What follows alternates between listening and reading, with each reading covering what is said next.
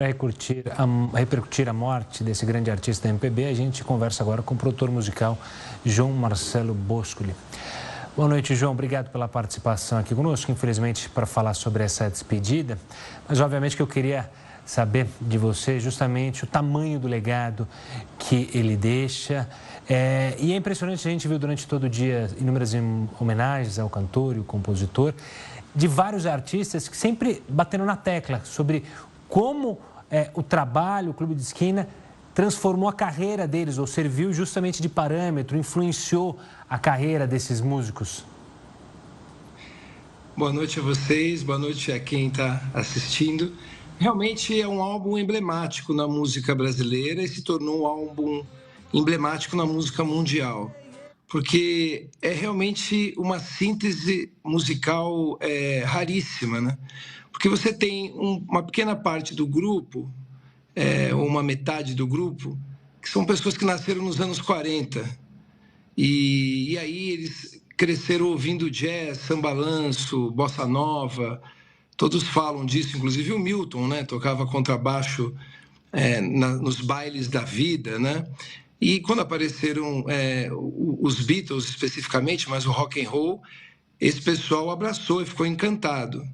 Do outro lado, você tem uma turma que é dos anos 50, como o Lô, de 52, e parece que é pouco tempo. O Milton é de 42, ele é de 52, mas pensa bem, quando o Milton conheceu o Lô, ele tinha 10 anos de idade, né? Ali numa escada, tocando, ele jovem também. Então, acho que esse encontro de gerações, as formações musicais, o quanto que o Lô, e claro, ele não está sozinho nessa, mas hoje é o dia de falar dele, o quanto que ele trouxe da psicodelia, daquele momento mundial da música pop, todos abraçaram, mas ele era o garoto que teve esse som como seu primeiro som, né? Ele não cresceu ouvindo jazz, né? A música dele chegou, já estavam acontecendo ali coisas incríveis como os Beatles, e conseguir sintetizar tudo isso. O Clube da Esquina tem a harmonia brasileira, mas uma harmonia inventiva, diferente. Toninho Horta, Milton Nascimento, caminhos harmônicos diferentes. A questão rítmica, desde os tambores de Minas, né? O barroco. E aí o timbre de voz, os tipos de melodias que escolheram, quer dizer, é realmente uma mistura incrível, que deu em algo que alcançou o mundo. Por isso que é um grande álbum brasileiro no mundo, porque ele frequentemente é listado entre os mais importantes e é uma referência dos artistas, né? Vários grandes artistas têm no Clube da Esquina. É aquele tipo de álbum que é até importante para o artista mostrar que ele conhece, né? Porque é uma fonte muito diferente de tudo que se ouviu no mundo até então.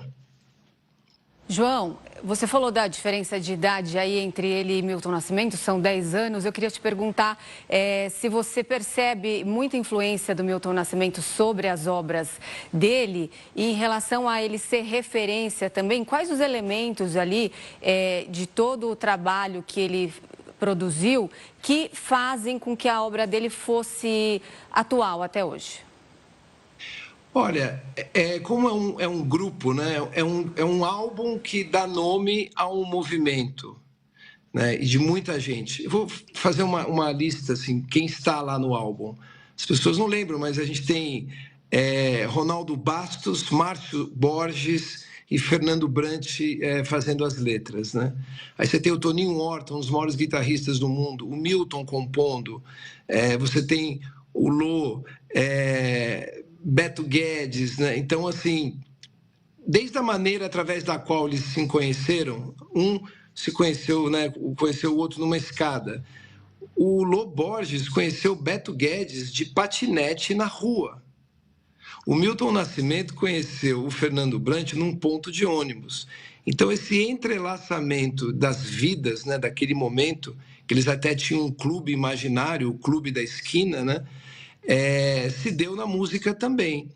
O Milton Nascimento é um gênio, um inventor, alguém que faz um tipo de música que é difícil de ser até catalogada, assim, explicada, né? E aí cada um dos outros também, porque o Lô Borges, Ele não se tornou o que ele se tornou, ele não teria se tornado, perdão, se não tivesse essa qualidade incrível de compositor, de escolher caminhos melódicos inesperados. Isso o Milton também tem. Então tem uma troca ali, que eu acho que desde o início do convívio, é um maravilhoso acaso, né?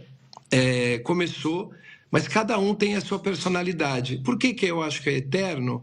Por que dialoga? Porque eu acho que tem os valores eternos. O que eles falam, as melodias, são tipos de obras, né, que atravessam as décadas e depois você começa a ver que ela vai atravessar os séculos, né? Porque são grandes melodias, grandes arranjos. Temos o Eumir Deodato lá, por exemplo, Wagner Tiso. O Eumir Deodato é um dos maiores produtores do mundo, foi para os Estados Unidos, se estabeleceu lá, é um dos pais da profissão de produtor musical. Então, assim, foi um encontro muito feliz, né? Todo mundo jovem. E o Lô gravou o seu primeiro álbum, que tem um tênis da capa e é conhecido como o álbum do tênis, no mesmo ano. Então, para vocês verem, Renata, como estava medrando, né? Como se fosse uma mina, né, de água ali, jorrando canções, né? Porque ele tem as contribuições dele e a gravadora rapidamente falou, não, vamos botar esse garoto no estúdio. Ele gravou um álbum inteiro no mesmo ano. Depois teve um hiato de 7 anos, algo também muito curioso, né? Em 79 ele volta com Via Láctea, né? Então, a Via Láctea. Então, é também uma pessoa singular, né? A música dele é singular e o jeito através do qual ele conduziu a vida também é singular. Lembrando que é um garoto que, quando tinha 12, 13, 14, 15 anos, estava vendo a explosão da libertação cultural, da contracultura, os hippies, o flower power, né? Paz e amor mesmo, né? Então ele se afastou 7 anos. Ele falou para o Milton, me chamaram para gravar um disco, mas eu queria ir para a praia, eu já entreguei todas as músicas que tenho. Então essa pureza também, eu acho que está ali, né? Mas acima de tudo, uma coisa divina, esse encontro de talentos e ter dado o resultado que deu. Porque, às vezes, um talento anula o outro, né? Eram grandes amigos fazendo uma grande música que se entrelaçou de modo realmente eterno, eu creio. João, obrigado pela participação aqui conosco para falar sobre esse gigante da música popular brasileira. Um forte abraço e até uma próxima. Obrigado, Renata. Obrigado a você. Obrigado a você que está assistindo. Ouçam Lô Borges, é muito bom. Se quiserem começar com o Clube da Esquina, um grande álbum. Difícil que você não se apaixone. Tá certo, João. Obrigada. Até mais.